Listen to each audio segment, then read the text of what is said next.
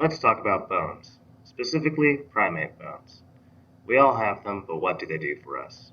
That's what we aim to address in this video.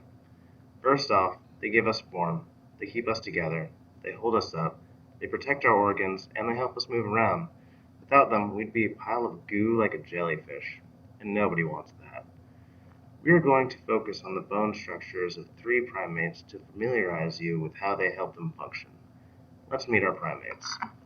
First off, we have the bonobo. Native to the Congo, the bonobo primarily lives on the forest floor scavenging for food. Bonobos are habitual quadrupedal knuckle walkers, which mean they walk on all fours. On their forelimbs, they walk on their knuckles, but on occasion will walk in a bipedal fashion. To facilitate their quadrupedal nature, bonobos have developed long finger bones, which allows them to curl up and apply more weight to their hands. Bonobos have an omnivorous diet, eating everything from fruit to worms. Their teeth are properly equipped to handle their diverse diets. Their canines are slightly larger than their other teeth, allowing them to tear into fruit, but they are not as large as their close relatives, the chimpanzees. They have a U-shaped dental arcade, and as far as sexual dimorphism goes, there is a slight variation in males and females, males having marginally larger canines than females. If we skedaddle on over to Asia, we will find the largest arboreal animal, the orangutan. Orangutans live in the trees, which requires them to have a significant amount of upper body strength to swing from tree to tree. This is visible in their large forelimbs in comparison to their hind limbs. In addition, they have large phalanges on their hands and feet, as well as opposable big toes. This helps them to grasp onto branches as they move. The orangutan has a frugivore diet, requiring them to have large canines for tearing and large molars for grinding. They also have a thick enamel to protect their teeth.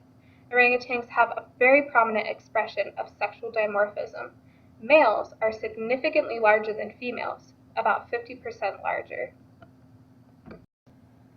Spreading like a disease across the planet, we find our final primate, the humans. Humans are the only true bipedal primate, meaning that they walk on their hind limbs. This gait is the most efficient mode of transportation. Humans live on an omnivorous diet. Their teeth are moderate in size, having smaller canines than the bonobos and orangutans. These teeth allow them to have a diverse range of food. Sexual dimorphism is hardly prevalent at all in humans, and not visible in the skeleton with the exception of the pelvic bone. All of these primates have the same bones, though the proportions of said bones alter to assist their locomotive pattern. As the primates move from an arboreal to a bipedal locomotion, they gain larger hind legs and smaller forearms. All 3 of these primates have 32 teeth. However, the shape of the jaw is different. Bonobos and orangutans have a U-shaped jaw, whereas the humans have a more angular jaw. The reasoning for this is because of their communication. Because of humans' complex verbal capacities, they have a heavy, angular jaw to support the extra muscle usage, which results in an arch-shaped upper jaw.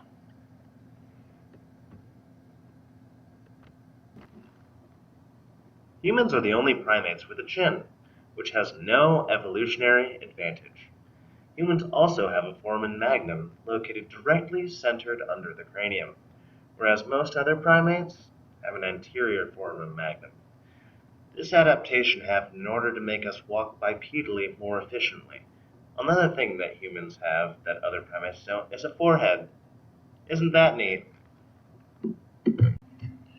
Now that you have learned about the skeleton anatomy of humans, bonobos, and orangutans, you now have the knowledge to do our activity on Wednesday.